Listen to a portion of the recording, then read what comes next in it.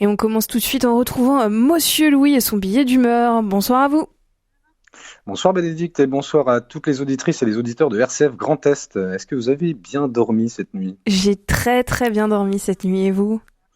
Bah non, pas trop en général, Ah mince, je dors pas trop bien. Ouais, la dernière fois que j'ai bien dormi, les ministres qui étaient mis en examen démissionnaient pour ne pas gêner l'action du gouvernement, donc c'était pas hier. d'accord. Mais hier justement, j'ai fait un rêve étrange. Je me baladais dans le système solaire à bord de mon vaisseau Nyctalope, quand, juste après avoir passé Saturne, je croise un hippocampe qui se chamaillait avec Flipper le dauphin. Ils se disputaient la propriété de la planète Marmelade et comptaient régler leur conflit par un bras de fer. Mais ils voulaient se battre, l'un avec sa prostate, l'autre avec son clitoris. Ouais, je vous vois venir, Monsieur Louis. Vous êtes en train de gagner du temps en écrivant une chronique avec des mots aléatoires. Bon alors là, pas du tout Béné. Ouais, vous n'essayez pas de gagner du temps comme à chaque chronique depuis la rentrée? Si, j'essaie de gagner du temps, mais pas avec des mots Ah, aléatoires. Figurez-vous que chaque mois, je me produis sur la scène du Clou et le Bec, place des Vosges à Nancy, où je dispense 1 heure de stand-up chaque fois différente.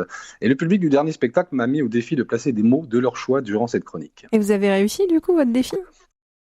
Alors pas tout à fait, il y a encore 3 mots à placer, mais les 4 minutes 30 ne sont pas terminées.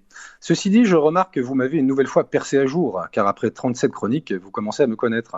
Et quand on veut vérifier la qualité d'une information ou sa crédibilité, il est important de se poser cette question. Qui me parle? D'où me vient cette information? Par exemple, la semaine passée, je suis tombé sur ce message publié sur un réseau social, je cite: Si, comme l'affirme le ministre de l'Intérieur, Karim Benzema est en lien avec les frères musulmans, je demande des sanctions, notamment sa déchéance de nationalité. Il est urgent d'agir contre ceux qui menacent en permanence notre pays. Fin de citation. Une position courageuse, pleine de valeurs républicaines. Mais qui nous parle à ce moment-là? Eh bien, l'autrice de ce message se nomme Valérie Boyer, membre du Parti des Républicains et sénatrice des Bouches-du-Rhône. Et en 2018, Valoche a été condamnée pour harcèlement moral et licenciement abusif.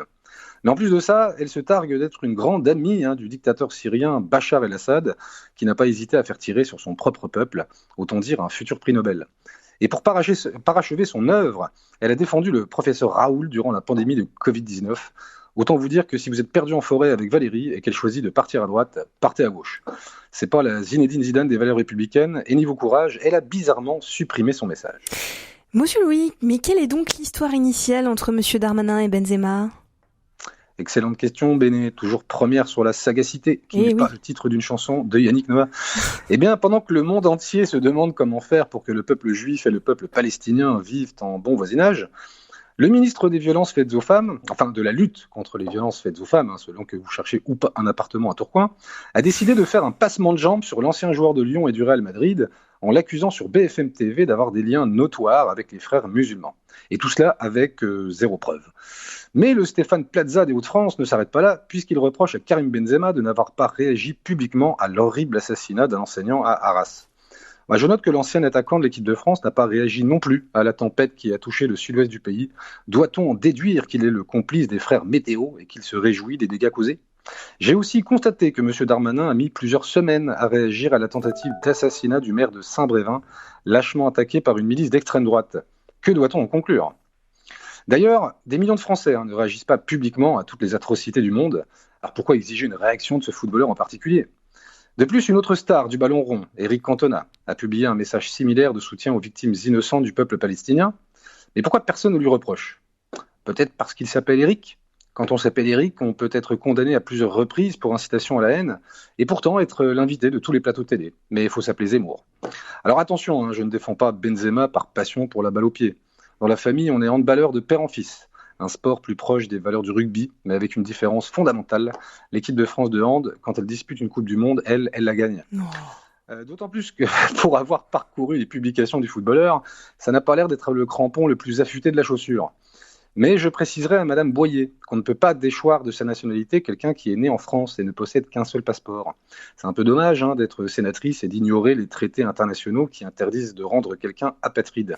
Et j'ajouterai également à Madame Marion Maréchal, qui l'a qualifié de français de papier, que Monsieur Benzema, alors qu'il n'y est même pas obligé, paye ses impôts en France, contrairement à 54 ultra-riches Français qui résident en Suisse. Bref, je constate qu'à chaque fois que l'actualité montre du doigt des gens qui souffrent, les politiques français regardent le premier arabe qui passe. Mais tout cela ne nous dit pas qui, de l'hippocampe ou de Flipper le dauphin, a remporté la bagarre. Vous voulez savoir, Bénédicte ? Je vous répondrai bien que j'ai envie de savoir, mais vous allez me faire semblant de répondre et d'un coup vous allez crier top 4 minutes 30. Bref, encore une chronique de plus et en moins blablabla et nous laisser du coup sur notre faim.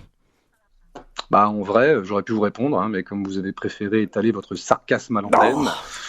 Alors, pour connaître l'issue de ce duel, il faudra venir au Clou à l'Ébec, place des Vosges à Nancy, et assister à mon prochain spectacle, Monsieur Louis ment debout, saison 2, épisode 3, à une date qui sera précisée sur mes réseaux sociaux.